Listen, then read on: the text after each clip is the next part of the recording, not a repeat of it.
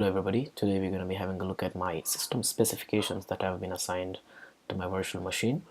So today I'm going to be showing you my specifications, and if you don't have enough RAM or enough hard disk or whatever it is, then I'll be showing you the recommended ones that you can use for penetration testing. Because most of the time in penetration testing, when you're trying to crack Wi-Fi passwords or crack any kind of password, then you're going to be using a method called as brute forcing. So brute forcing is a method in which you try different passwords again and again and try to find out which one is good for it. So currently I'm having a 120 GB SSD. So you might be having a hard disk which might be 1 TB, 1 terabyte or something. So you might assign more space to your virtual hard disk. And I'll just show you. I have 8 gigs of RAM and Core i5 with 1.6 gigahertz. So for a laptop, this is pretty much okay, because you can just laptops with higher specifications are really expensive. But if you have a PC, then you can go for a really cheap PC build with really good specifications in it.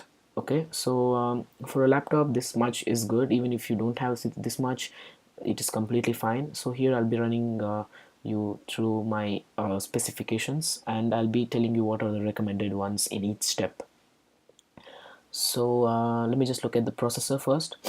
So it is a dual core processor. So I'm gonna assign both the cores to the virtual machine. So if even if you have a single core processor, that is completely fine, unless you're doing heavy multitasking.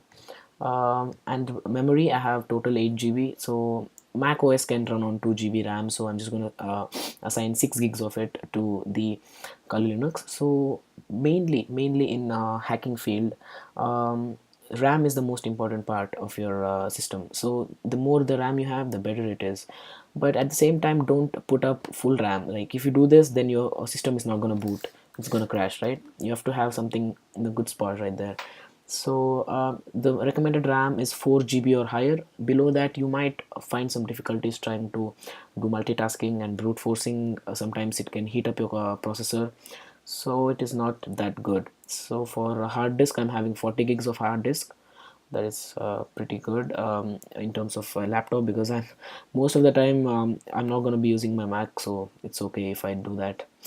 So the next thing that we have here is USB. I have my network adapter right there. So many people ask me what I use for network adapter. So I usually use bridge networking, because I think it is a faster way of using the internet. Because when you're using NAT, then it's basically sharing your internet with the Mac, and it's gonna, like, sharing business, how it is, it's gonna be really very slow. So it is not that good. So these are the basic things you can have for the virtual machine. Make sure you have RAM 4 gigs or higher, because if you're trying to gain a good experience in hacking, trying to brute force, or trying to crack something, or doing multitasking in general, then you must be having a lot of memory. And I recommend not to accelerate 3D graphics, because I feel that this makes your screen very slow. It makes your system very slow. So that is it, guys. I think you enjoyed the video, and don't worry even if you don't have the best system specifications. Just for learning purposes, you're just beginning right now. It's okay if you have 2 gigs of RAM or 4 gigs of RAM. It's okay, no problem. You're not going to be hacking into the army base. I know. So I think I have to go now, so I'll be seeing you guys in the next video. Thank you so much for watching, and then yeah guys, I'll be seeing you guys in the next video. Thank you so much. Peace.